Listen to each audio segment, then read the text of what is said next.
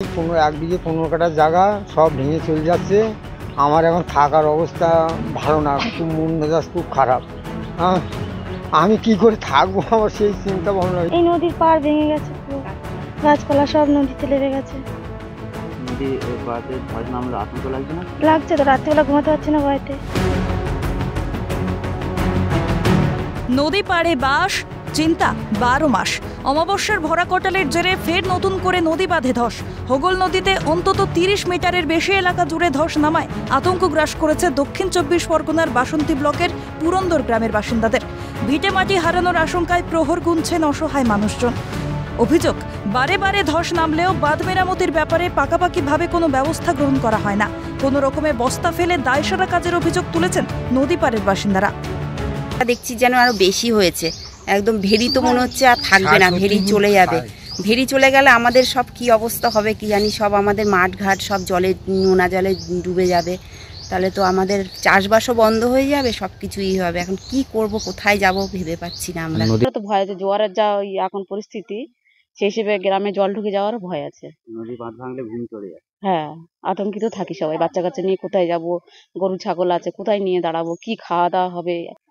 আপনারা কি চাইছেন? নদী বাঁধ মেরামতি? মেরামত হোক, আমরা চাই যে মেরামত হোক, আমাদের যাদের নিশ্চিন্ত ভাবে একটু থাকতে পারি। নদী বাঁধ কি মেরামতি হয় ঠিক মতো? সেরকম তো ভালো কিছু দেখছি না, ওই তো কটা বস্তা ফেলে গেছে, আর তো কিছুই দেখছি না কাজ বাজ।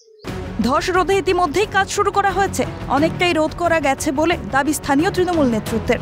অন্যদিকে শাসক নেতাদের নিশানা করে কটাক্ষ ছুড়ে দিয়েছে বিজেপি। শনিবার সকাল 6টা থেকে দ্রুত গতিতে চলছে, মেরামতির কাজ চলছে। আমরা অনেকটাই এই ধস মেরামত করতে সক্ষম হয়েছি। বিধায়ক শ্যামলবাবু, সুব্রতবাবুরা কি ঘুমাচ্ছে? সাধারণ মানুষদের ভোট নিয়ে ভোটে জিতছে, অথচ তাদের জীবন বিপন্ন হতে চলেছে। নদীমাতৃক বঙ্গে এ এক করুণ ছবি। দ্রুত বাঁধ মেরামতির কাজ শুরু না হলে ভাসিয়ে নিয়ে যাবে বিস্তীর্ণ এলাকা। গ্রামে নোনা জল ঢুকে ব্যাপক ক্ষতি হবে চাষের, নষ্ট হবে মাছের ভেরি। তাছাড়া মাথা গোজার ঠাইটুকু যদি নদীবক্ষে তলিয়ে যায়, পরিবার পরিজন সহ গবাদি পশু নিয়ে কোথায় গিয়ে দাঁড়াবেন, সেই চিন্তাই এখন কুড়ে কুড়ে খাচ্ছে নদী পাড়ের বাসিন্দাদের। তবে যেভাবে নদী বাঁধ কিন্তু ভেঙেছে, যে কোনো মুহূর্তে নদী বাঁধ ভাঙার একটা আশঙ্কা রয়েছে। দক্ষিণ 24 পরগনা বাসন্তী থেকে হরিপদ মণ্ডল, ক্যালকাটা নিউজ।